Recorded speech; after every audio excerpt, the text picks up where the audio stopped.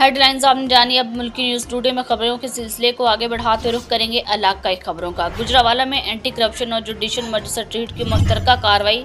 Land record centre तहसील सदर का एहलकार नसीर अहमद 20,000 रुपये रिश्वत लेते रंगे हाथों गिरफ्तार। एहलकार ने इंतकाल की तस्दीक के लिए रिश्वत वसूल की थी। गुजरांवाला में एंटी करप्शन और जुडिशल मजिस्ट्रेट ने मुश्तरका छापा मारकर कार्रवाई करते हुए लैंड रिकॉर्ड सेंटर तहसील सदर के service centre officer Naseer Ahmad को 20,000 रुपये रिश्वत लेते हुए गिरफ्तार कर लिया।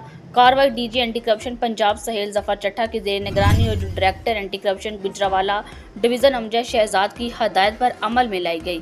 Circle officer anti corruption Malik Asghar Aman judicial magistrate के हमरा मुलजम को रंगे हाथों पकड़ा, जबकि आपको बताते चलें कि इसके कब्जे से निशानजदा नोट भी बरामद हुए। Assistant director anti corruption Rana Shabir Ashraf के मुताबिक नसीर अहमद ने इंतकाल की तस्दीक के लिए रिश्वत वसूल की थी, जिस पर इसके खिलाफ कानूनी कार्रवाई शुरू कर दी गई है।